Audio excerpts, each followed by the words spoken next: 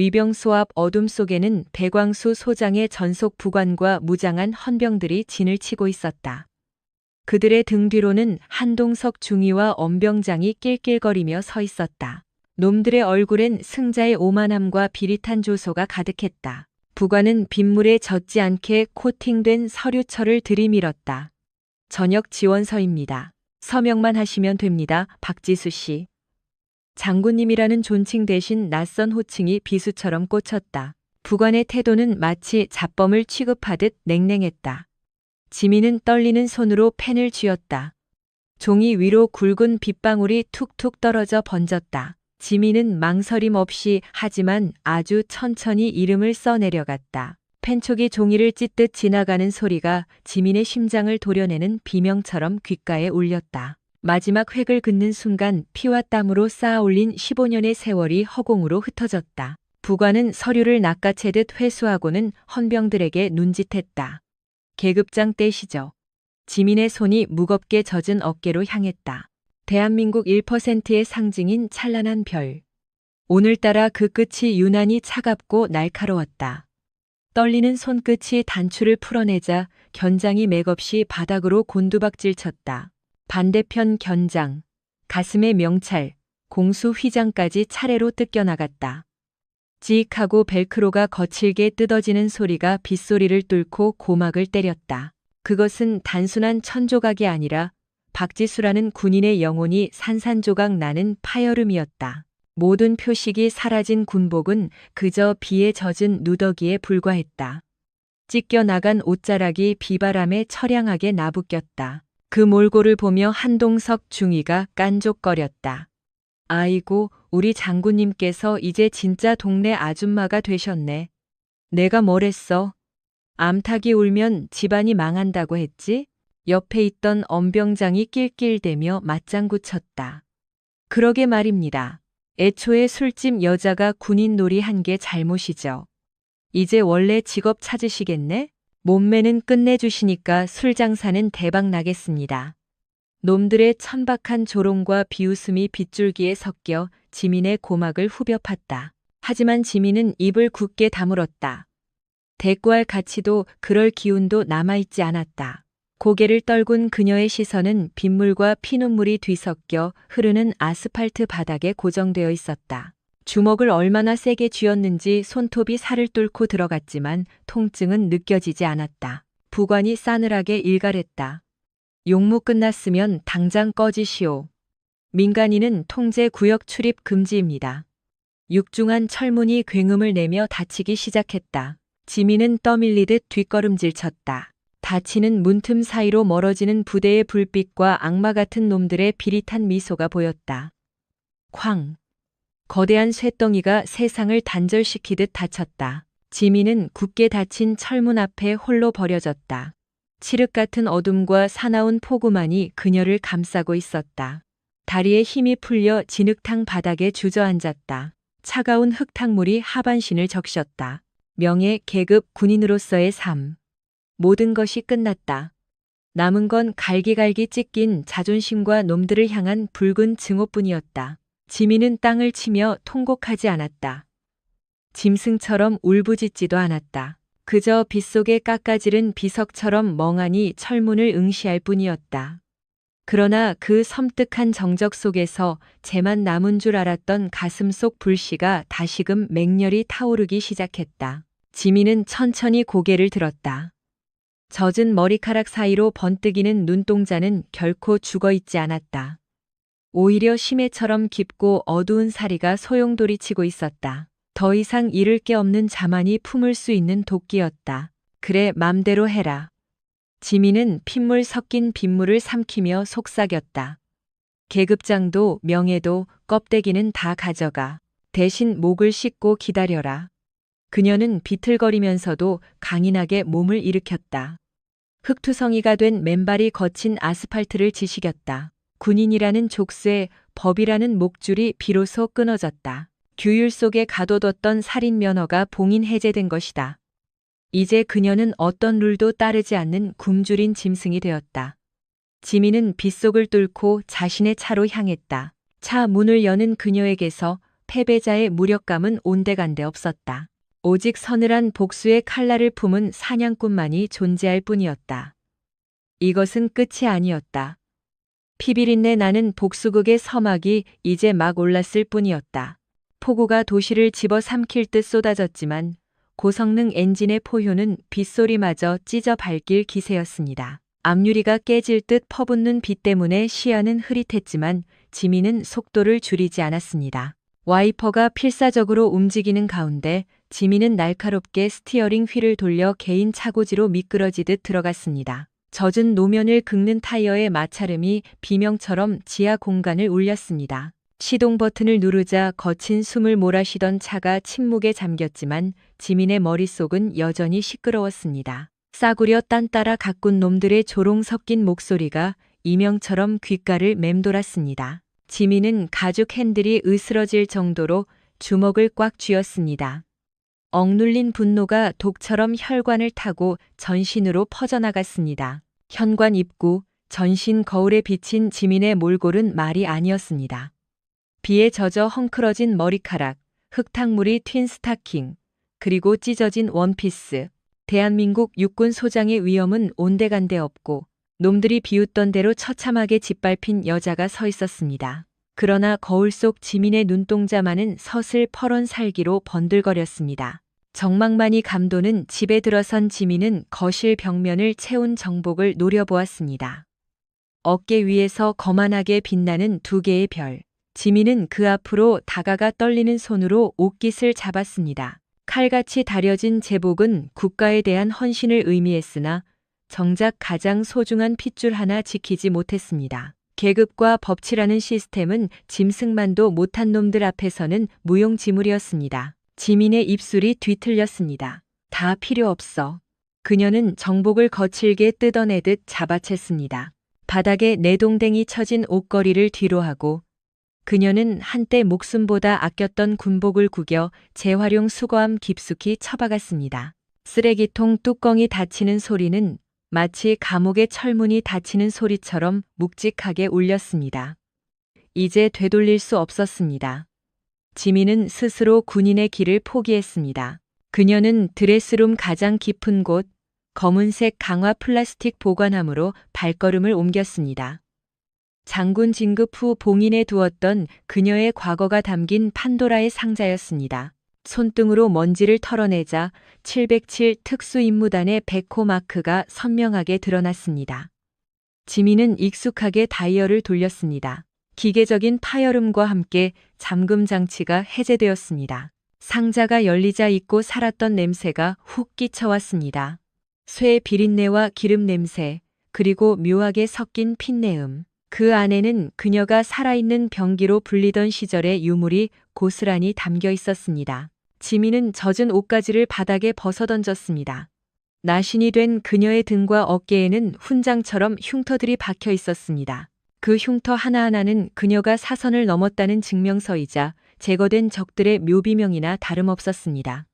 지민은 상자에서 짙은 흑색의 택티컬 팬츠를 꺼내 입었습니다. 정복의 답답함과는 비교도 안 되는 질기면서도 유연한 특수 원단이 다리를 감쌌습니다. 허리춤에 버클을 채우자 찰칵하는 금속성이 결연하게 울렸습니다. 이어 땀 흡수와 방염 처리가 된 컴뱃 셔츠를 걸쳤습니다.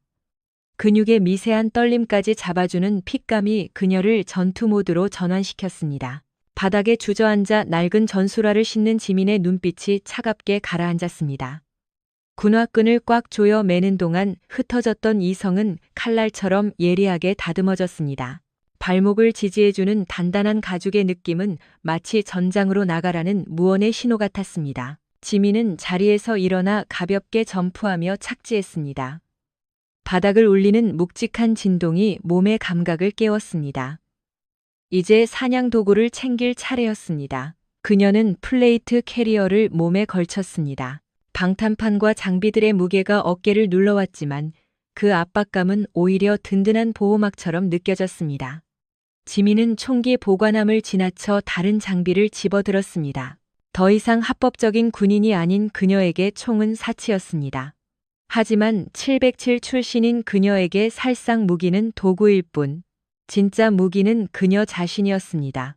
지민은 특수합금으로 제작된 3단봉을 꺼냈습니다. 손목 스냅을 이용해 허공에 뿌리자 채챙 하는 섬뜩한 금소금과 함께 강철봉이 길게 뻗어 나왔습니다. 공기를 찢는 그 소리는 맹수가 이빨을 드러내는 소리 같았습니다. 지민은 3단봉을 접어 파우치에 꽂고 반대편에는 고출력 테이저건을 장착했습니다. 시험 삼아 작동시키자 보랏빛 전격이 흉폭하게 튀었습니다. 황소도 쓰러뜨릴 고압 전류가 그녀의 허리춤에 자리 잡았습니다. 마지막으로 카본 너클이 박힌 전술 장갑을 끼자 주먹을 쥔 손등의 핏줄이 도드라졌습니다. 검은색 가죽 장갑을 낀 손을 꽉 쥐자 묵직한 마찰음이 고막을 때렸습니다. 오늘 밤 이 두 손은 놈들의 관절을 으깨고 처절한 비명을 수확할 것입니다. 채비를 마친 지민은 차가운 눈으로 전신 거울을 응시했습니다. 거울 속에는 한때 칭송받던 우아한 장군의 모습 따위는 털끝만큼도 남아있지 않았습니다. 훈장이 달린 정복 대신 어둠과 하나가 되어 사냥감을 도륙할 처형인의 모습만이 비칠 뿐이었습니다. 몸에 딱 붙는 칠흑 같은 전술 슈트와 감정을 지워버린 서늘한 눈동자. 지민은 거울 속의 자신을 향해 비장하게 고개를 끄덕였습니다. 조금만 버텨, 정태우. 지민의 목소리는 사막의 모래바람처럼 건조했습니다. 누나가 금방 갈게. 그녀는 헬멧 대신 챙이 긴 전술 모자를 깊게 눌렀었습니다. 모자 그늘이 얼굴을 가렸지만 그 틈으로 새어나오는 살기등등한 안광은 숨겨지지 않았습니다. 지민은 성큼성큼 지하 주차장으로 향했습니다. 고급 세단 따위는 안중에도 없었습니다. 그녀가 멈춰선 곳은 구석진 자리. 먼지 쌓인 덮개 아래 잠들어 있는 거대한 괴물 앞이었습니다. 덮개를 걷어내자 무광 검정으로 도색된 개조형 전술 차량이 위용을 드러냈습니다. 매끄러운 요즘 차들과 달리 바위를 뚫고 달릴 듯한 투박한 강철 차체와 거대한 머드 타이어가 장착된 녀석이었습니다. 그것은 단순한 이동 수단이 아니라 복수를 위해 벼려진 도로 위의 파괴 병기였습니다. 운전석에 올라 스타트 버튼을 누르자 맹수다 으르렁거리는 듯한 굉음과 함께 엔진이 포효했습니다. 묵직한 진동이 핸들을 타고 지민의 손끝까지 전해졌습니다. 차 내부에 배어있는 매캐한 가솔린 향이 오히려 그녀의 전투 본능을 일깨웠습니다. 기어를 조작하고 가속 페달을 깊게 밟자 육중한 차체가 총알처럼 튕겨나갔습니다. 지상으로 나오자마자 억수 같은 비가 차체를 때렸지만 지민은 와이퍼에 손을 대지 않았습니다. 쏟아지는 빗줄기 사이로 오직 동생이 갇혀있는 그 끔찍한 소굴만이 선명하게 보일 뿐이었습니다. 그녀의 시선은 사냥감을 노리는 독수리처럼 흔들림 없이 전방을 향해 고정되었습니다. 무릉덩이를 지식이며 전술 차량이 폭풍처럼 내달렸습니다. 거대한 물기둥이 양옆으로 갈라지며 길을 열었고 주변 차량들은 겁에 질려 갓길로 도망쳤습니다. 사이드미러 속에서 평온한 도시의 불빛이 점처럼 작아졌습니다. 저곳은 법과 도덕이 통하는 세상이지만 지금 지민이 향하는 곳은 야만만이 지배하는 야생이었습니다. 뇌리에는 한동석 중위의 오만방자한 표정이 스쳐 지나갔습니다. 엄병장이 흘리던 더러운 조소와 배광수 소장이 짓던 위선적인 미소가 겹쳐지자 피가 거꾸로 솟았습니다. 지민은 가죽이 찢어질 듯 핸들을 꽉 움켜쥐며 이를 갈았습니다. 목 씻고 기다려라, 인간 말종들. 지민의 입술 사이로 서슬퍼런 선전포고가 흘러나왔습니다. 엔진 소음에 묻혔지만 그 사례만큼은 차 안을 가득 채우고도 남았습니다. 아까 니들이 모욕하고 돌려보낸 건 계급장에 얽매여 참을 수밖에 없었던 군인이었어. 차량이 요동치며 흙탕물을 사방으로 흩뿌렸고 날카로운 헤드라이트가 칠흑 같은 어둠을 베어냈습니다. 지금 니들한테 가는 건. 지민의 눈동자가 굶주린 늑대처럼 푸르게 빛났습니다. 입꼬리가 비틀리며 잔혹한 미소가 번졌습니다.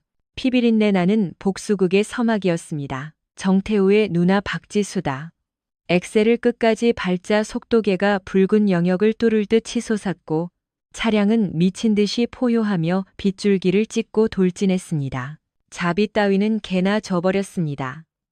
놈들에게 남은 미래는 처참한 파멸뿐이었습니다.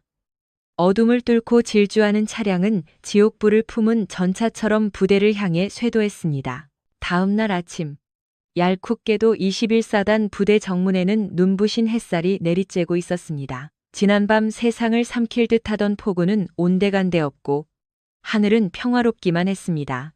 젖은 아스팔트 위로 물 한 개가 피어오르는 가운데 경계 근무를 서던 병사들은 무료함을 달래려 잡담을 나누고 있었습니다. 그들의 대화 주제는 단연코 어제 있었던 소란이었습니다.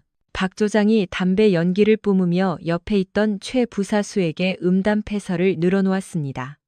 야, 어제 그 여자 기억나냐? 도끼는 바짝 올랐는데 정작 아무것도 못하고 당하는 꼴이 제법 볼만했지.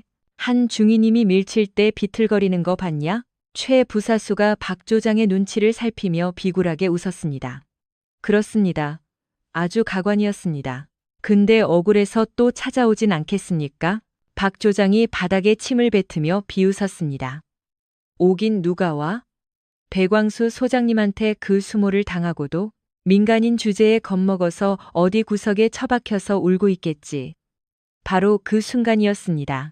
미세하지만 확실한 진동이 군화 밑창을 타고 올라와 그들의 등골을 서늘하게 만들었습니다. 처음에는 착각인가 싶을 정도의 작은 떨림이었습니다. 하지만 곧이어 지축을 뒤흔드는 듯한 기계음이 폭발적으로 다가오며 고막을 찢어놓을 듯 울려 퍼지기 시작했습니다. 박 조장이 눈을 가늘게 뜨며 먼 곳을 응시했습니다. 어이, 오늘 VIP 방문이나 훈련 일정 있었나? 보고된 바 없는 상황에 의아해할 틈도 없이 지평선 너머에서 흙먼지를 일으키며 달려오는 검은 물체가 포착되었습니다. 단순한 과속 차량이 아니었습니다. 지면을 박차고 날아오를 듯한 기세로 돌진하는 그 차는 개조된 픽업 트럭이었습니다. 터질 듯한 엔진 굉음이 위병소의 유리창을 미세하게 떨게 만들었습니다. 녀석의 전면부에는 공성퇴처럼 흉악하게 생긴 강철 범퍼가 부착되어 있었고 광폭 타이어는 아스팔트를 찢어밟길 듯이 회전하며 무서운 속도로 거리를 좁혀오고 있었습니다. 최 부사수의 얼굴이 사색이 되었습니다. 조장님, 저거 멈출 생각이 없어 보입니다. 그냥 들이받을 기세입니다. 박 조장이 거칠게 무전기를 잡아채며 고함을 질렀습니다. 전방의 차량, 멈춰. 당장 멈춰. 차단 작전 실시. 그러나 경고는 공허한 메아리일 뿐이었습니다. 계기판의 숫자가 120을 넘어가고 있었습니다. 운전대를 잡은 박지수의 눈빛은 차갑게 가라앉아 있었습니다.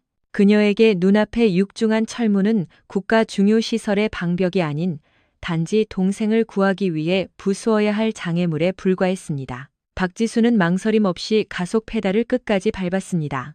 차량의 엔진이 괴수처럼 포효하며 마지막 출력을 뿜어냈습니다. 피해, 엎드려. 박 조장이 최 부사수의 어깨를 잡고 참호 쪽으로 몸을 날렸습니다. 쾅! 하는 굉음과 함께 세상이 뒤집히는 듯한 충격이 전해졌습니다. 마치 포탄이 떨어진 듯한 폭음이 고막을 강타했습니다. 강화된 픽업 트럭의 범퍼가 위병소 정문을 장난감처럼 박살냈습니다.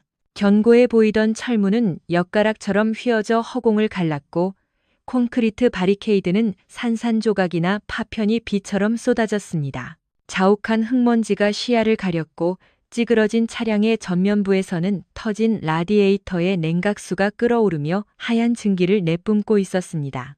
흙투성이가 된 박 조장이 기침을 토해내며 상체를 일으켰습니다. 눈앞의 상황은 전쟁터 그 자체였습니다.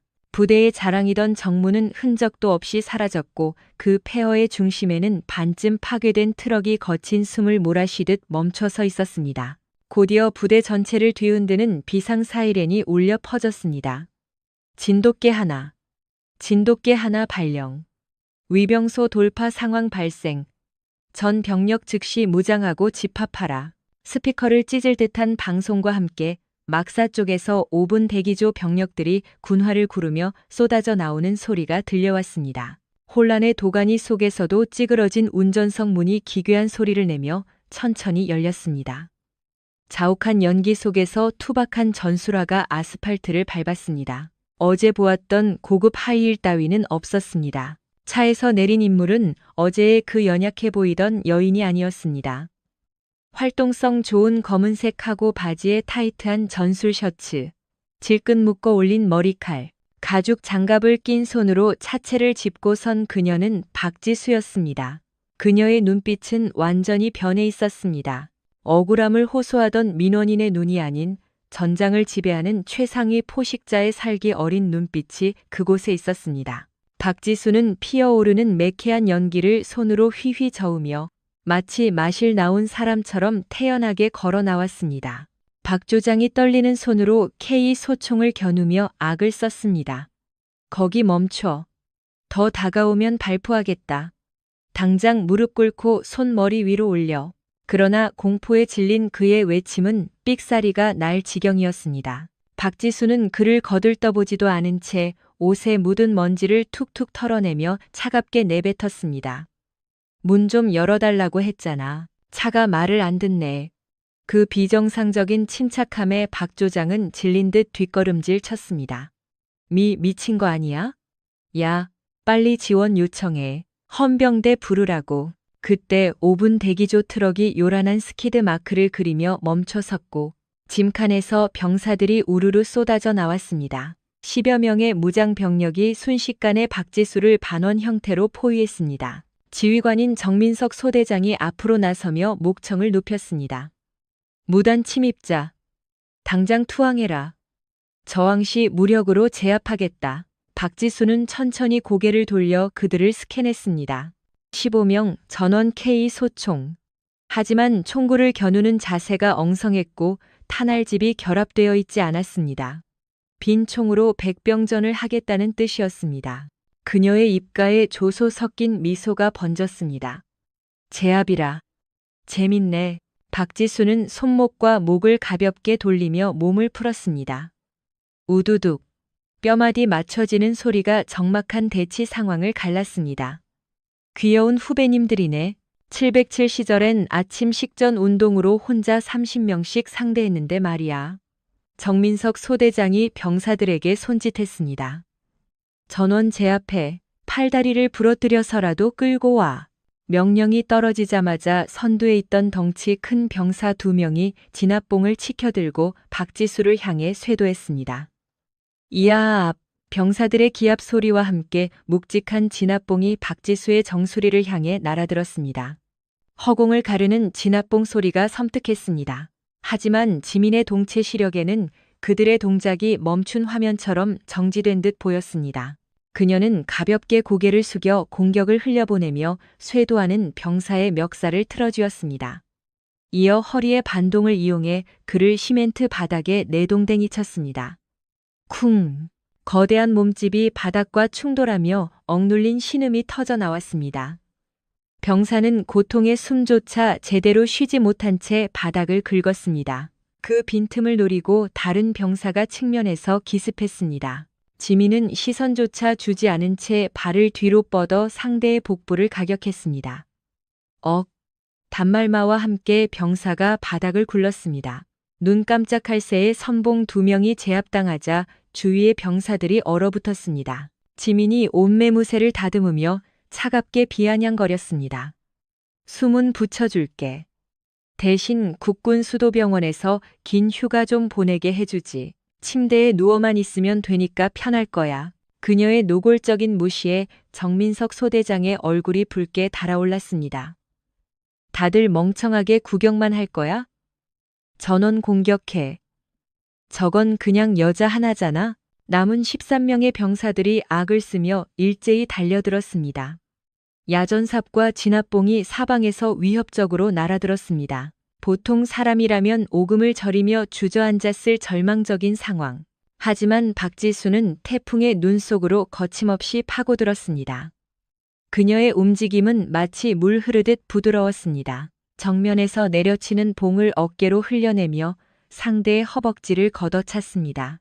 윽하는 비명과 함께 병사가 균형을 잃자 그의 등을 밟고 도약해 뒤따라오던 병사의 턱에 니킥을 꽂았습니다.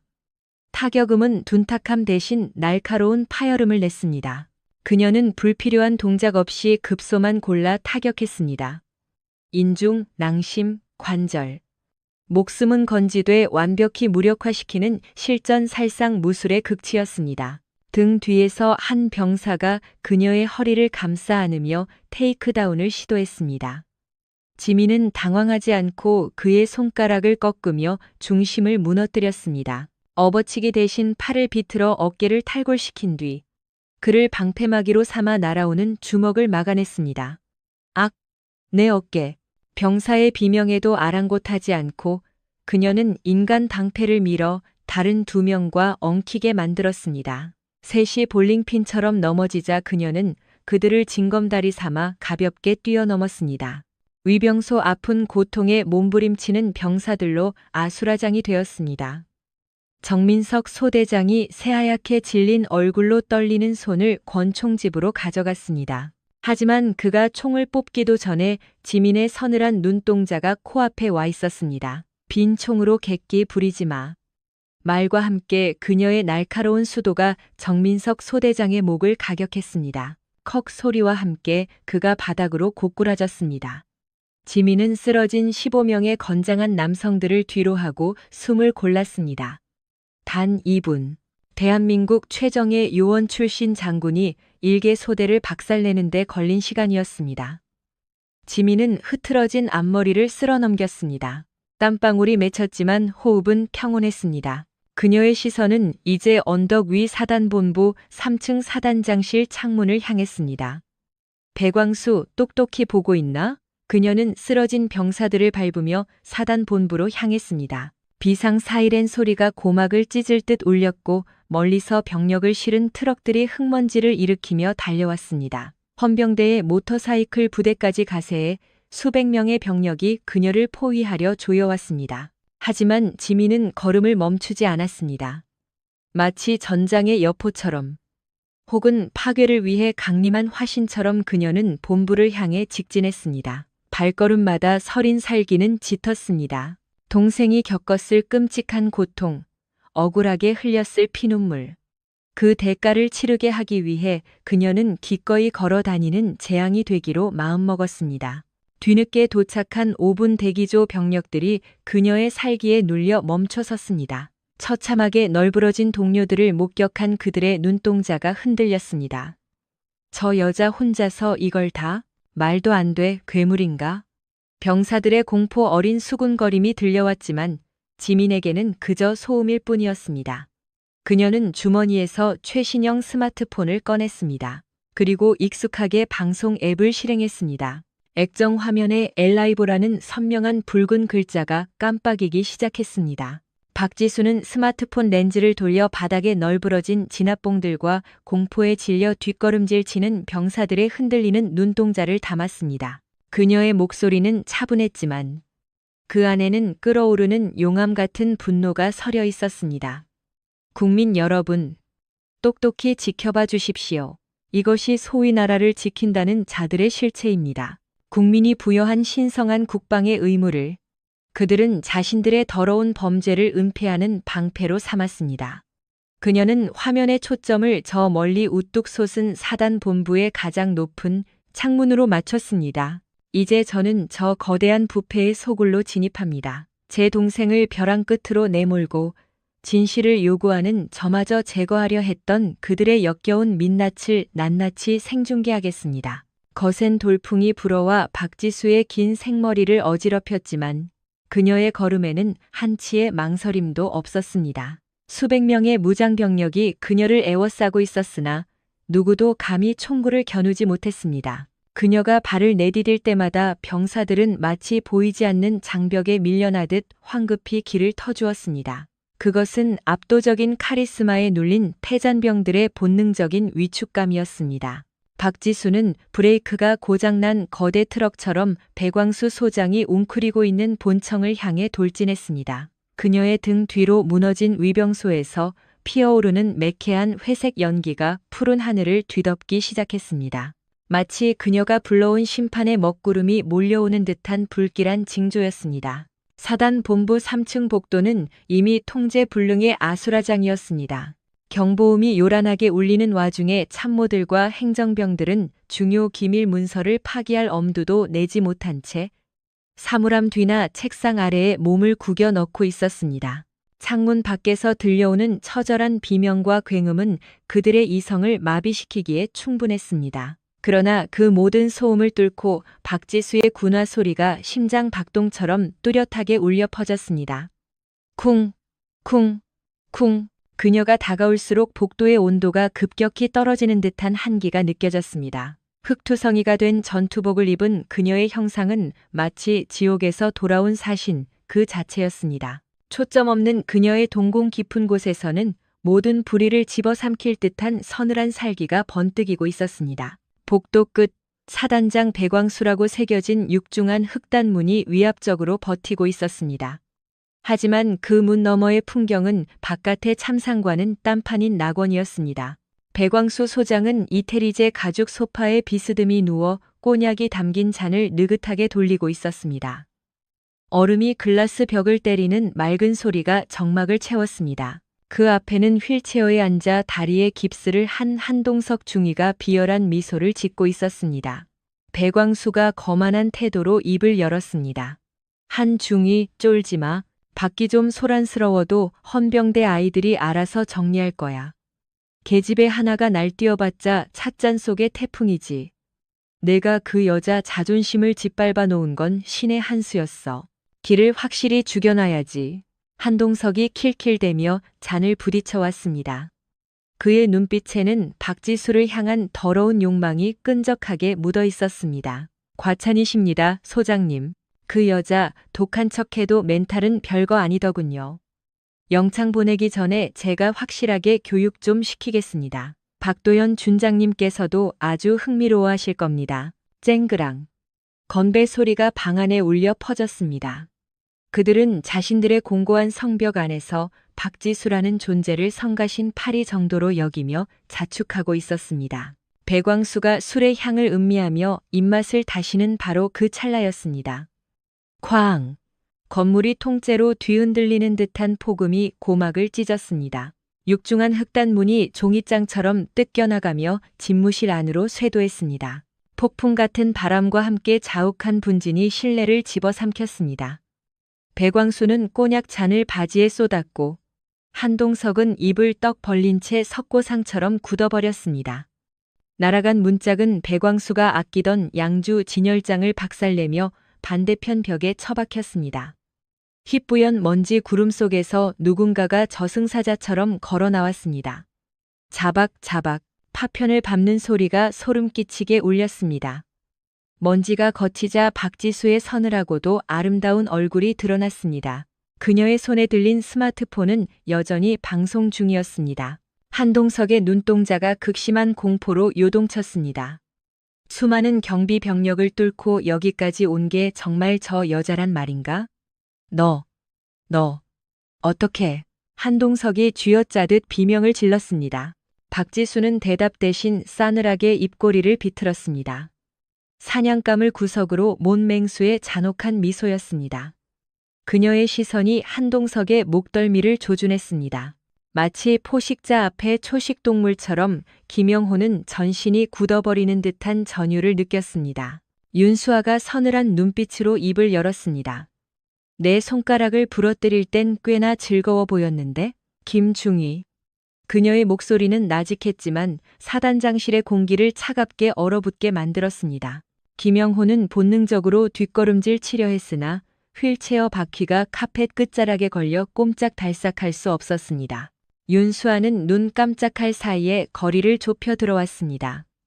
인간의 속도라고는 믿기지 않는 움직임이었습니다. 장태수가 퍼뜩 정신을 차리고 책상 위 명패 뒤로 손을 뻗었습니다. 그곳에 비상용 권총을 숨겨두었기 때문입니다. 내가 감히 여기가 어디라고? 그러나 장태수의 손끝이 닿기도 전에 윤수아의 발차기가 번개처럼 날아들었습니다. 콰직! 뼈가 부서지는 소름 끼치는 소리와 함께 장태수의 팔뚝이 꺾이며 그는 볼품없이 뒤로 나뒹굴었습니다. 그는 짐승 같은 비명을 지르며 바닥을 뒹굴었습니다. 하지만 윤수아의 살기 어린 눈동자는 이미 다른 먹잇감을 향하고 있었습니다. 그녀는 휠체어 위에서 공포에 질려 와들와들 떨고 있는 김영호의 코앞에 섰습니다. 그녀의 시선이 김영호의 멀쩡한 왼쪽 다리에 꽂혔습니다.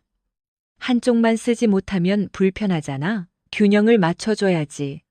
김영호가 미친 듯이 고개를 저으며 애원했습니다. 제발 살려주세요. 전 시키는 대로 했을 뿐이라고요. 억울합니다.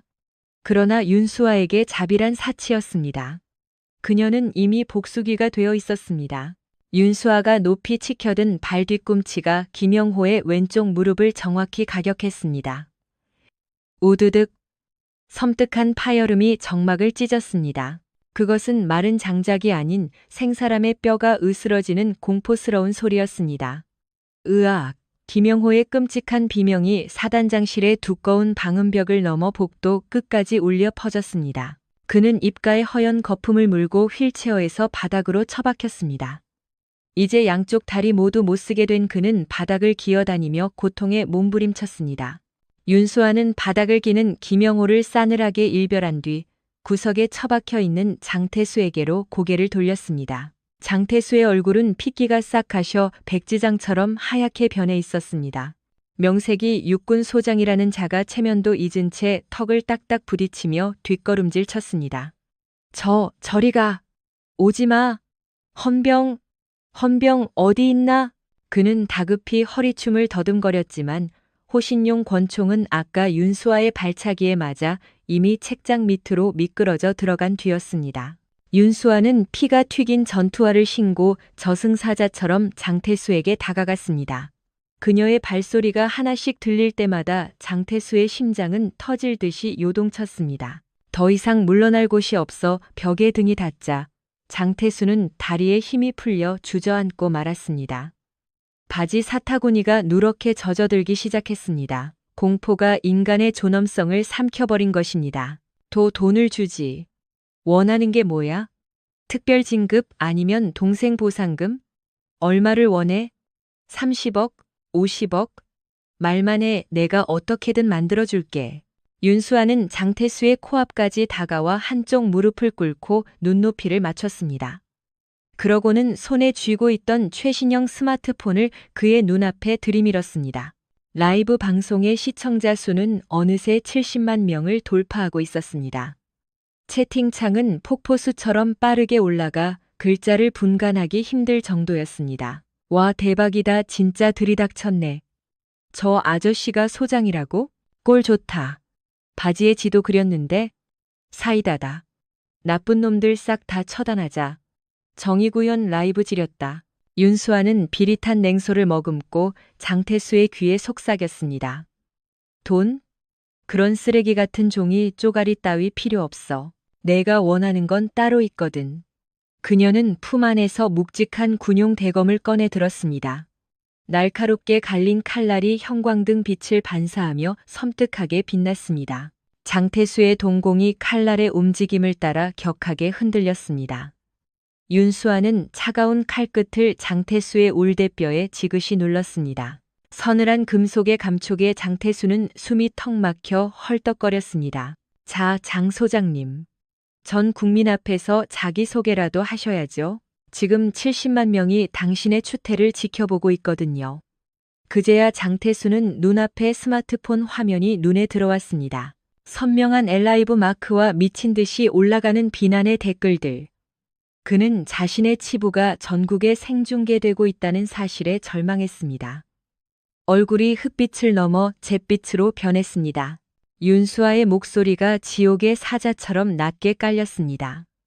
지금부터 내 질문에 토시 하나라도 거짓을 섞는다면 이 칼이 내 목을 뚫고 기도를 끊어놓을 거야. 군인으로서의 명예? 그딴 건 이미 쓰레기통에 처박은 지 오래니까 자비 같은 건 바라지 마. 난 잃을 게 없는 사람이거든. 칼끝이 살가죽을 파고들자 붉은 선혈이 방울져 흘러내렸습니다. 따끔한 통증과 함께 죽음의 그림자가 장태수를 덮쳤습니다. 그는 살기 위해 비굴하게 고개를 끄덕일 수밖에 없었습니다. 사회적으로 매장당하는 한이 있더라도 당장은 목숨을 건져야 했기 때문입니다. 윤수아가 카메라 앵글을 장태수의 얼굴 정면에 맞추며 물었습니다. 제 동생 박지훈 이병 왜 자살 시도를 했습니까? 유서는 누가 위조했죠? 장태수의 입술이 파르르 떨렸습니다. 진실을 말하면 파멸이고 침묵하면 죽음이었습니다. 하지만 목을 겨눈 칼날이 더욱 깊숙이 파고들자 생존 본능이 이성을 눌러버렸습니다. 내가 시켰다. 헌병대장에게 지시해서 지훈이가 우울증으로 자살한 것처럼 꾸미라고. 이유가 뭐야? 왜 멀쩡한 아이를 폐인으로 만들고 자살로 위장했냐고. 그건. 장태수가 망설이자 윤수아는 칼을 쥔 손에 더욱 힘을 주었습니다. 장태수가 바닥을 기으며 처절하게 비명을 질렀습니다. 박도현 준장. 전부 박도현 준장이 지시한 거야. 그 사람이 정태우가 장부 조작을 눈치챘다고 어떻게든 처리하라고 했어. 실시간 채팅창의 속도가 눈으로 쫓을 수 없을 만큼 빨라졌습니다. 박도현이면 국방부 그 사람 아냐? 별들끼리 다 해먹었네. 진짜 역겨운 놈들.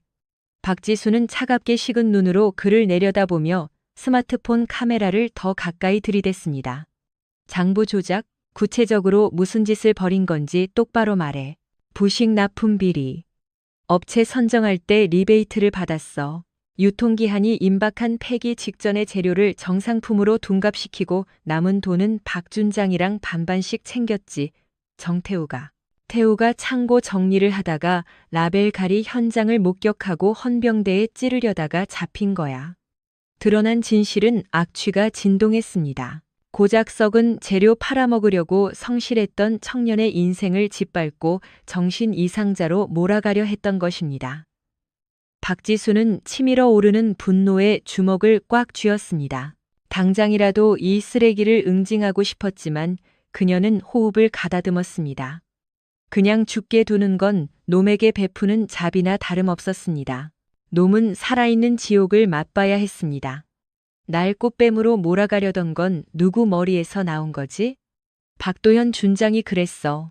내가 태우 누나인 걸 알고 널 사회적으로 완전히 매장시켜야 뒤탈이 없다고. 돈 뜯어내려는 사기꾼 프레임을 짜라고 시켰어. 기자들 입막음 비용도 다 그쪽에서 나왔고 추악한 민낯이 낱낱이 까발려졌습니다. 장태수는 제 목숨 하나 부지하겠다고 자신의 범죄는 물론 공범인 박도현의 비리까지 모조리 토해냈습니다. 그는 얼굴이 눈물범벅이 된 채 비굴하게 매달렸습니다. 이 정도면 됐잖아. 시키는 대로 다 불었어. 제발 목숨만은 살려줘. 나 명예 전역해야 연금이 나온단 말이야. 박지수는 벌레를 보는 듯한 눈빛으로 흉기를 거뒀습니다. 그리고 장태수의 어깨를 툭 밀쳤습니다. 명예 전역? 감방에서 썩은 밥이나 평생 씹게 될 줄 알아. 그녀는 바닥에 엎드려 통곡하고 있는 소장을 배경으로 스마트폰을 돌려 셀카 모드로 전환했습니다. 화면 가득 억울함과 슬픔, 그리고 서슬퍼런 도끼가 서린 그녀의 표정이 생중계되었습니다. 보셨습니까? 국민의 세금으로 호의호식하는 대한민국 별들의 추악한 민낯입니다. 제 동생 태우는 그리고 우리 국군 장병들은 고작 이런 쓰레기들의 배를 불려주려고 그 고생을 하고 있었습니다. 박지수는 렌즈가 깨질 듯이 노려보았습니다. 마치 화면 건너편에서 이 방송을 보고 있을 진짜 원흉 박도현 준장과 눈을 마주치듯이. 박도현, 숨지 말고 똑똑히 봐라. 부하한테 뒤집어 씌우고 도망칠 생각은 꿈도 꾸지 마. 네가 저지른 짓, 내 뼈를 갈아서라도 갚게 해줄 테니까 당장 계급장 떼고 기다려. 바로 너한테 갈 테니까. 박지수의 서늘한 경고는 인터넷망을 타고 대한민국 전역을 강타했습니다. 퇴근길 버스, 붐비는 식당, 심지어 국방부 장관실까지 적막에 휩싸였습니다. 그때 건물 밖에서 요란한 프로펠러 소리가 진동했습니다. 창밖을 내다보니 뉴스 속보를 전하기 위해 날아온 방송국 헬기들이 사단 사령부 상공을 새카맣게 뒤덮고 있었습니다. 그 뒤를 이어 번호판이 가려진 검은색 관용차 행렬이 흙먼지를 뚫고 위병소를 통과하고 있었습니다. 박 장관이 직접 지휘하는 국방부 합동수사단이었습니다. 박지수는 창틀에 기대어 그 소란스러운 등장을 무심하게 내려다보았습니다. 오시느라 고생하셨네요, 장관님. 근데 여론재판은 이미 끝났습니다. 그녀는 방송이 켜진 폰을 테이블 위에 툭 던져두었습니다. 화면 속 채팅창에는 빗지수, 장군 킬러를 외치는 수십만 국민의 응원이 폭포수처럼 쏟아지고 있었습니다. 박지수는 미련 없이 몸을 돌렸습니다. 다리가 꺾여 의식을 잃은 한동석 중위와 공포에 질려 바지에 지린 채 멍하니 허공을 응시하는 장태수. 그들에게 베풀 동정 따윈 남아있지 않았습니다. 박지수는 사단장 집무실 문을 박차고 나왔습니다. 들어갈 때의 비장함은 사라지고 그녀의 어깨는 한결 홀가분해 보였습니다. 복도 틈새에서 상황을 지켜보던 병사들이 홍해 갈라지듯 길을 터주었습니다. 병사들의 눈에 담긴 것은 두려움이 아니었습니다. 그것은 압도적인 힘에 대한 경외였습니다. 진짜 사냥은 이제부터가 시작이었습니다. 집무실 벽면을 채운 대형 스크린에 방송 종료 메시지가 떴습니다. 박지수의 폭로 방송이 끝난 직후 장관실에는 시계 초침 소리조차 들리지 않을 만큼 무거운 침묵이 흘렀습니다. 숨소리조차 내지 못한 채 참모들은 굳은 표정으로 장관의 등만 응시했습니다. 대한민국 국방의 총책임자 박정훈 장관의 등이 걷잡을 수 없는 분노로 들썩거리고 있었습니다. 와장창. 장관의 손에 들려있던 태블릿 PC가 벽에 부딪혀 박살이 났습니다. 파편이 사방으로 튀며 참모들의 발치에 떨어졌지만 아무도 움직이지 못했습니다. 박정훈 장관이 천천히 몸을 돌렸습니다. 평소 덕장이라 불리며 인자한 미소를 잃지 않던 그의 얼굴은 지금 핏대가 서고 혈관이 터질 듯 붉게 상기되어 야차와도 같았습니다. 살기등등한 눈빛이 참모진 하나하나를 날카롭게 찔렀습니다. 이가 갈리는 소리가 들릴 정도로 억누른 목소리였지만 그 안에 담긴 폭발적인 분노는 숨겨지지 않았습니다. 이따위가 대한민국 군대야? 누구도 입을 떼지 못하는 정적 속에서 박 장관의 시선이 구석에 서 있는 헌병 사령관의 명찰에 꽂혔습니다. 말해봐. 이게 군대냐고. 고작 뒷주머니 챙기겠다고 멀쩡한 청춘들을 시궁창에 쳐박고 그걸 바로잡으려는 사람을 역적으로 몰아? 내 놈들이 그러고도 군인이야? 박 장관의 호통에 집무실의 창문이 덜컹거릴 정도였다. 박영철 헌병 사령관은 식은땀을 흘리며 고개를 들지 못했다.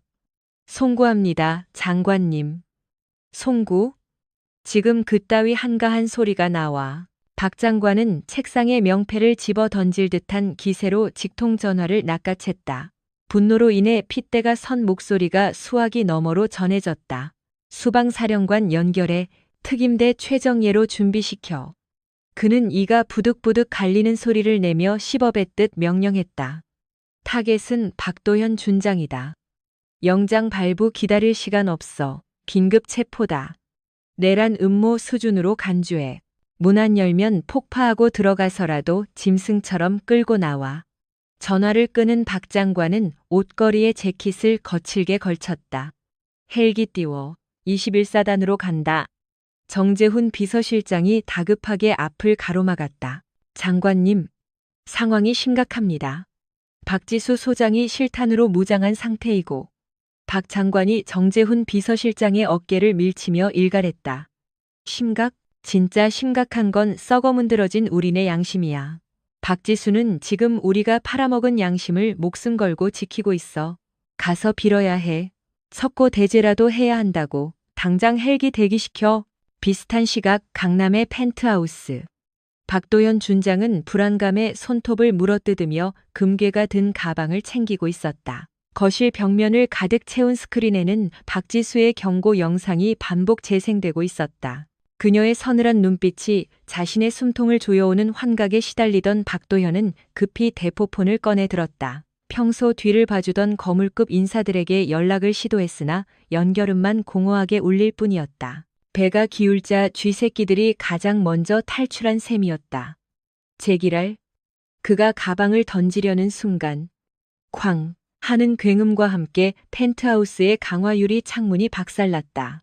로프를 타고 진입한 수방사 특수임무대 요원들이 유리가루를 밟으며 거실을 점거했다. 박도현 손 머리 위로. 선두에 선 류민석 팀장이 레이저 포인터를 그의 미간에 겨눴다. 박도현은 비명을 지르며 금괴 가방을 끌어안고 뒷걸음질 쳤지만 요원들의 제압 사격 자세에 얼어붙고 말았다. 순식간에 제압된 그의 손목에 차가운 수갑이 채워졌다. 이거 안 놔? 내가 누군지 알아? 나 장군이야. 별이라고. 감히 누구 몸에 손을 대. 박도연이 발악하며 고함을 질렀다. 류민석 팀장은 경멸 어린 시선으로 그를 내려다보며 밀한다. 원칙 대신 싸늘한 일가를 날렸다. 박도현 준장, 반란수계 및 군수품 횡령, 살인교사 혐의로 체포한다. 당신 같은 쓰레기한테 묵비권 따윈 사치야. 명예를 팔아 배를 채웠으니 이제 그 배를 갈라 값을 치를 차례다. 류민석 팀장이 박도현의 뒷덜미를 잡아 일으켰다. 최고급 실크 가운을 입은 장군이 맨발로 질질 끌려가는 꼴은 처참하기 그지없었다. 건물 로비 밖은 이미 기자들로 인산인해를 이루고 있었다. 쏟아지는 플래시 세례 속에 대한민국 군부의 치부가 만천하에 생중계되었다. 다시 21사단 본부. 박지수는 창가에 기대어 밖을 응시했다. 그녀가 불러들인 심판의 행렬이 도착해 있었다. 예상보다 훨씬 압도적인 규모였다. 줄지어 선 검은 세단들 위로 육중한 치누크 헬기 2대가 굉음을 토해내며 연병장을 덮쳤다. 로터가 만들어낸 거대한 모래폭풍 속에서 완전 군장한 특수부대원들이 레펠로 하강했다. 그들의 총구는 건물이 아닌 밖을 지키던 사단 경비병들을 향해 무장 해제를 종용하고 있었다. 세단 행렬의 중심에서 뒷좌석 문이 열렸다. 수행원들의 만류도 뿌리치고 백발의 노신사 박정훈 국방부 장관이 차에서 내렸다. 그는 구두에 흙이 묻는 것도 아랑곳하지 않고 본부 건물로 돌진하듯 걸어왔다. 사단장실 문이 거칠게 열렸다. 눈앞에 펼쳐진 광경은 처절한 응징의 현장이었다. 구석에는 한동석 중위가 양다리가 꺾인 채 고통에 신음하며 널브러져 있었고 방 한가운데에는 백광수 소장이 공포에 질려 실금한 바지를 부여잡고 짐승처럼 웅크리고 있었다. 그리고 그 모든 혼돈의 중심에 찢겨나간 이브닝 드레스 위로 피 묻은 방탄조끼를 걸친 박지수가 서 있었다.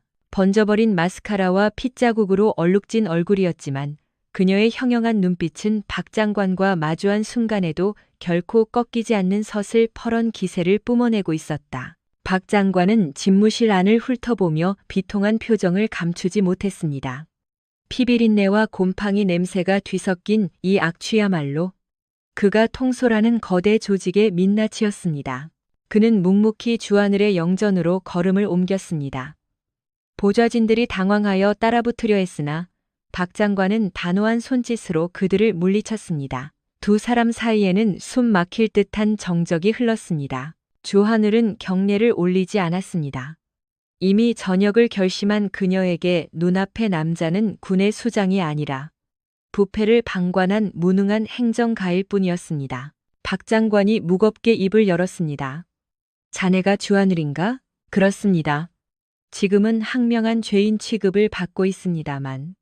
그녀의 대답에는 서슬퍼런 가시가 돋쳐 있었습니다.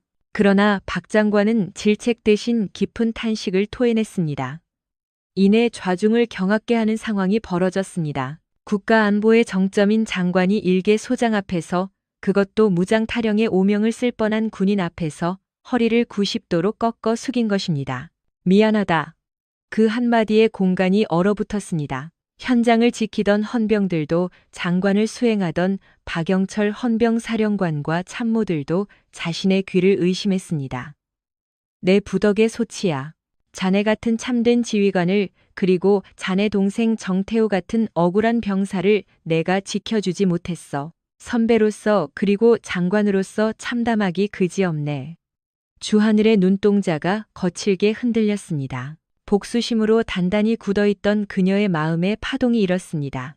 그녀는 터져 나오려는 감정을 억누르려 주먹을 꽉 쥐었습니다. 고개를 든 박 장관의 눈시울 역시 붉게 충혈되어 있었습니다. 그는 뒤에 대기하던 헌병대장에게 차갑게 손짓했습니다. 저 쓰레기들 치워. 그 서슬퍼런 명령에 헌병들이 일사불란하게 움직였습니다. 그들은 더 이상 장태수를 사단장으로 대우하지 않았습니다. 마치 폐기물을 처리하듯 헌병 2명이 장태수의 양팔을 꺾어 잡고 짐승처럼 끌고 나갔습니다. 자, 장관님. 제가 죽을 죄를 지었습니다. 제발 한 번만. 장태수가 비명을 지르며 발버둥 쳤지만 헌병이 그의 입에 거칠게 재갈을 물려버렸습니다. 바닥에 질질 끌려가는 그의 전투화가 끼익 소리를 내며 흉측한 스키드 마크를 남겼습니다. 기절해 있던 김영호 역시 들것이 아닌 짐짝처럼 들려나갔습니다. 그의 축 늘어진 팔이 문틀에 쾅 하고 부딪혔지만 헌병들은 눈 하나 깜짝하지 않았습니다. 그들의 표정은 마치 혐오스러운 바퀴벌레를 치우는 듯한 경멸로 가득 차 있었습니다. 방 안의 오물들이 치워지자 박 장관은 다시 주하늘을 응시했습니다. 주하늘 소장, 아니 주하늘 장군. 그는 품에서 두툼한 서류 봉투를 꺼내 들었습니다. 자네의 전역 지원서 수리하지 않았네. 그리고 자네가 행한 무력 제압은 정당 방위이자 내부 비리 척결을 위한 긴급 군안 조치로 해석하도록 최 법무관에게 지시해 두었어. 박 장관은 한 걸음 더 다가와 비장하게 말을 이었습니다. 군대는 썩었어. 뼈저리게 인정하네. 하지만 이 썩은 살을 도려내려면 예리한 메스가 필요해. 자네처럼 날카롭고 절대 타협하지 않는 칼날이 말이야. 그는 주하늘의 눈을 똑바로 응시했습니다. 복직하게, 그리고 중장으로 진급해. 이건 명령이 아니라 간곡한 부탁이네.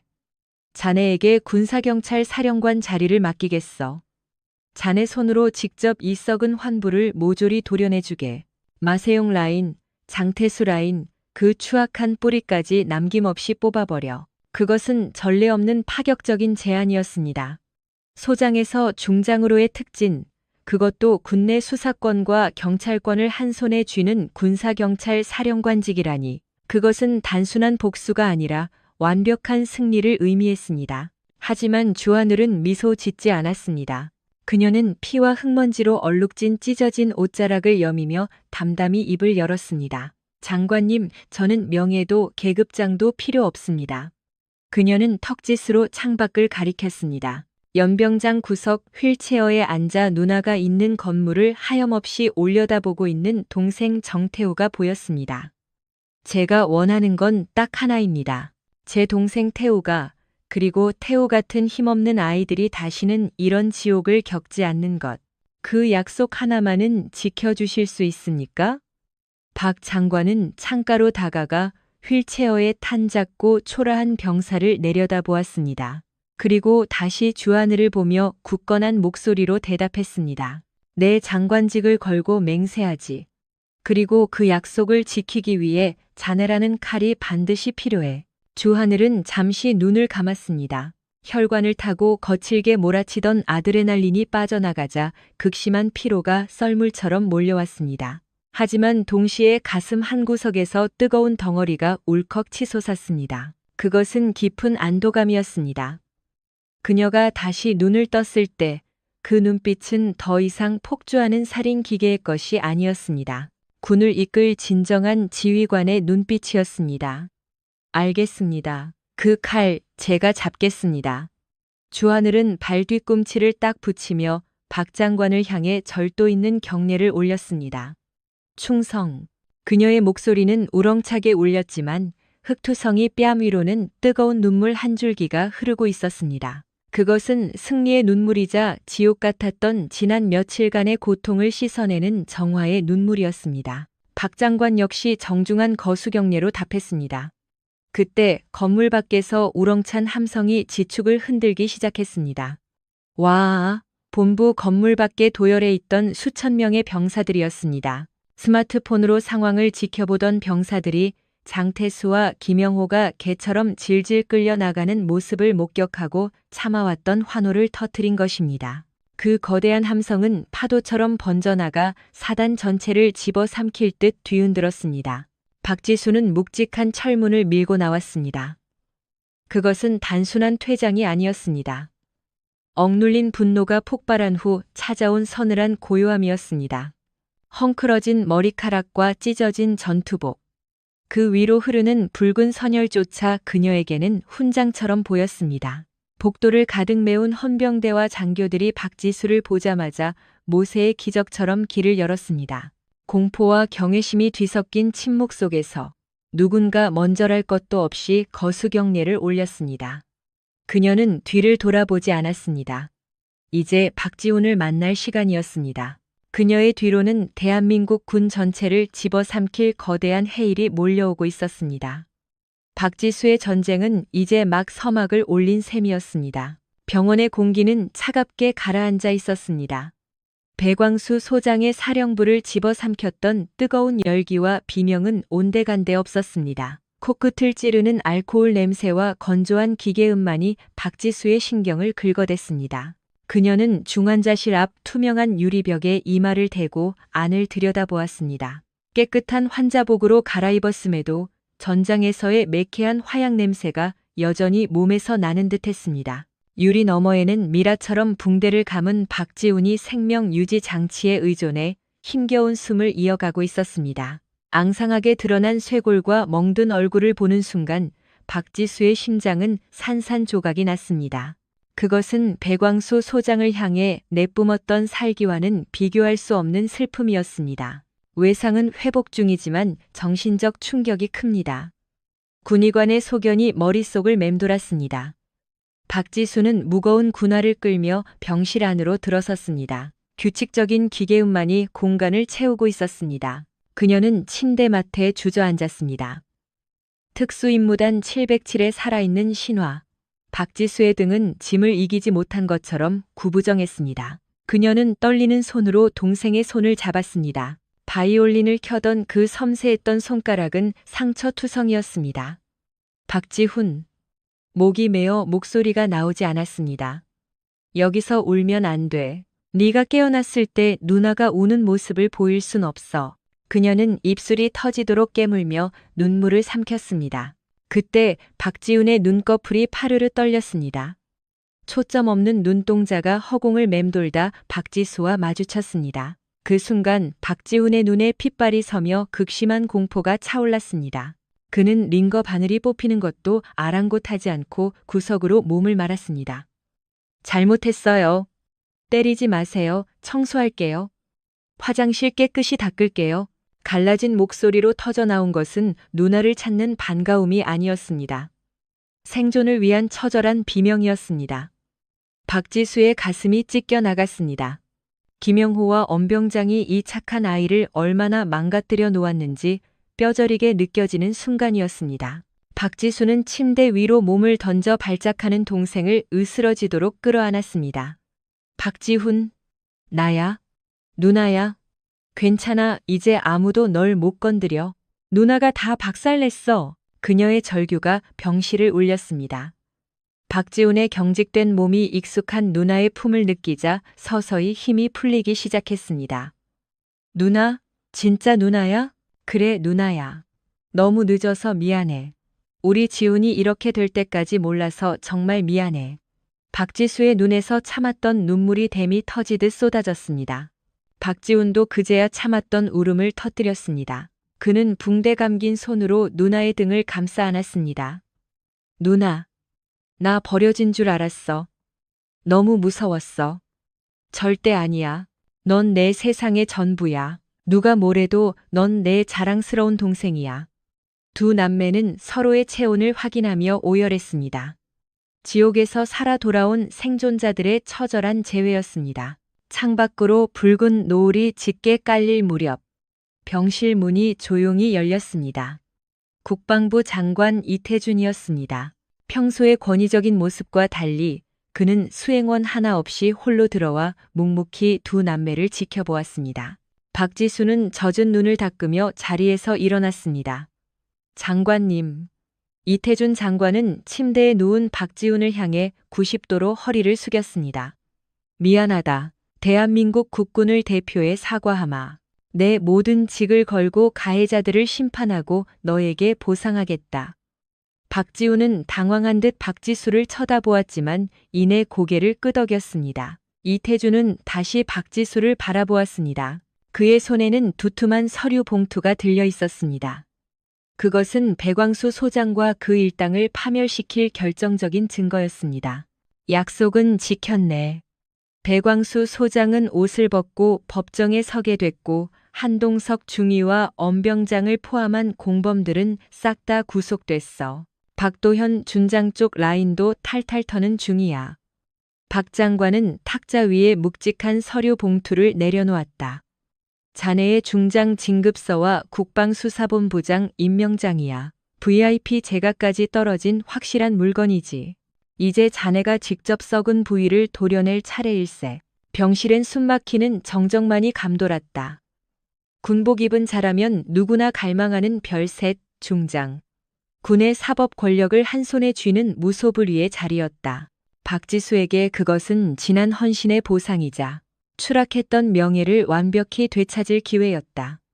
그러나 박지수는 봉투에 손을 뻗지 않았다. 대신 그녀는 식은땀을 흘리며 잠든 동생 박지훈을 바라보았다.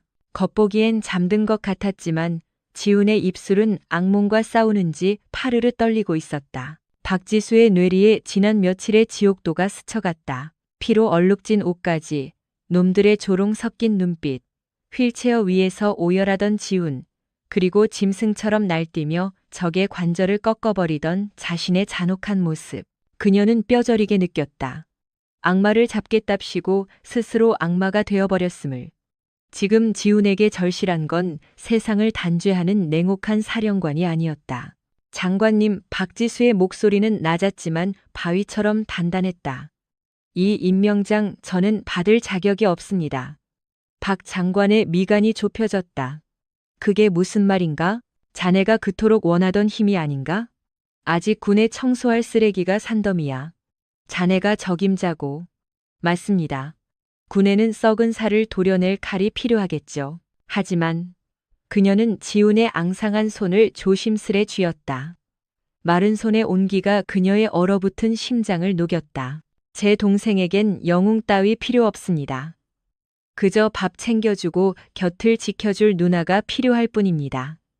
장관님, 저는 지난 세월 국가만 바라봤습니다. 하오나 하나뿐인 혈육이 지옥을 헤맬 때 저는 승진 생각에 빠져 있었습니다. 그깟 훈장과 계급장이 제 동생의 눈물보다 무거울 순 없습니다. 박지수는 주머니에서 군번줄을 꺼내 임명장 위에 올려놓았다. 짤그랑 금소금이 정적을 갈랐다. 오늘부로 전역을 명해 주십시오. 박 장관은 군번줄과 박지수의 눈을 번갈아 응시했다. 도끼도 야망도 사라진 그 눈동자엔 깊은 애정과 확신만이 차 있었다. 그는 더 이상의 설득이 무의미함을 깨달았다. 긴 한숨 뒤에 씁쓸한 미소가 번졌다. 국군은 오늘 최고의 장군을 잃었지만 그는 시선을 박지훈에게 돌렸다. 박지훈 군은 세상 무엇과도 바꿀 수 없는 최고의 누나를 얻었구먼. 박 장관은 군번줄을 다시 박지수의 손에 쥐어주었다. 저녁은 처리하지. 허나 이건 가져가게. 자네가 피땀으로 지켜낸 명예니까. 그가 병실을 나서자 박지수의 어깨를 짓누르던 천근만근의 무게가 사라졌다. 그녀는 창가로 다가가 밤거리를 내려다보았다. 어둠 속에서 빛나는 도시의 불빛들이 오늘따라 유난히 따스해 보였다. 이제 그녀는 박지수 소장이 아니었다. 그저 박지훈의 누나 박지수로 돌아온 것이다. 계절은 돌고 돌아 어느덧 완연한 봄이 찾아왔다. 동해의 짙푸른 바다가 넘실거리는 한적한 해안가. 파도 소리가 귓가를 시원하게 간지럽혔다. 쏴. 부서지는 하얀 포말 소리는 그 어떤 교향곡보다 평화로웠다. 머리 위로는 갈매기들이 한가롭게 원을 그리며 날고 있었다. 누나, 저기 봐. 바다 색깔 진짜 미쳤다. 휠체어에 앉은 박지훈이 아이처럼 환호했다. 아직 깁스를 하고 있었지만 얼굴의 흉터는 옅어졌고 볼엔 건강한 홍조가 돌았다. 무엇보다 다행인 건 그 눈동자에서 공포의 그늘이 걷혔다는 점이었다. 휠체어를 미는 박지수의 모습도 딴판이었다. 각 잡힌 제복 대신 헐렁한 티셔츠에 청바지 차림. 질끈 묶었던 긴 머리는 바람에 자유롭게 흩날리고 있었다. 서울보다 공기 좋네. 우리 그냥 여기서 눌러 살까? 박지수가 넌지시 물었다. 일은? 누나 완전 백수잖아. 사장님은 너지. 너 카페 하고 싶다며? 난 서빙이나 시켜줘. 박지훈이 킥킥거렸다. 와, 특수부대 출신 알바생? 무서워서 손님들이 커피 주문이나 하겠어? 야, 나 자본주의 미소 완벽하거든? 박지수가 짐짓 눈을 흘기자 박지훈이 박장대소했다. 청량한 웃음소리가 파도에 섞여 퍼져나갔다. 박지수는 그 소리를 들으며 평온하게 수평선을 바라보았다. 붉게 물든 노을이 내려앉은 수평선은 지난날의 고통을 묵묵히 덮어주는 듯했습니다.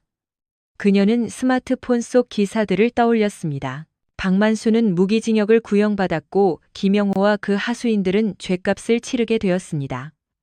노석훈 준장은 불명예 전역 후 강도 높은 수사를 받고 있다는 소식. 세상은 요란했고 사람들은 전설적인 그녀가 왜 호련히 자취를 감췄는지 의아해했지만 그녀는 침묵했습니다. 진짜 중요한 것은 바로 이곳에 있었으니까요. 그녀가 목숨 걸고 사수해야 할 유일한 우주는 휠체어에 몸을 의지한 동생이었습니다. 그녀는 천천히 휠체어를 밀었습니다. 바퀴가 보도블록을 지나는 소리가 리듬감 있게 들려왔습니다. 지훈아. 응? 배 안 고파? 저기 해물뚝배기 집 가서 밥 먹고 갈까? 좋지. 나 전복 들어간 걸로 먹을래. 그래 실컷 먹어. 누나 지갑 두둑하잖아. 연금도 빵빵하고. 가로등 불빛 아래 두 사람의 그림자가 방파제 위로 길게 누웠습니다. 마치 하나가 된 듯 포개진 검은 형상. 그 뒷모습은 그 어떤 무공 훈장보다도 찬란해 보였습니다. 이제 그녀의 손에는 날선 단검도 차가운 소총도 들려있지 않았습니다. 대신 사랑하는 동생을 지탱하는 휠체어의 손잡이가 쥐어져 있었습니다. 그립에서 느껴지는 무게가 그녀에게는 세상 무엇보다 안락하고 애틋했습니다.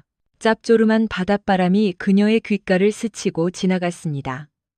바람결에 그녀의 마지막 다짐이 실려 흩어졌습니다. 사람들은 종종 눈에 보이는 것만으로 상대를 재단하곤 합니다. 제복 뒤에 감춰진 연약함을, 낡은 휠체어에 앉은 영혼의 깊이를, 그리고 핏줄을 지키기 위해 자신의 모든 커리어를 던질 수 있는 누나의 숭고한 결단을 말입니다. 권력과 명예, 그것은 참으로 달콤한 왕관입니다.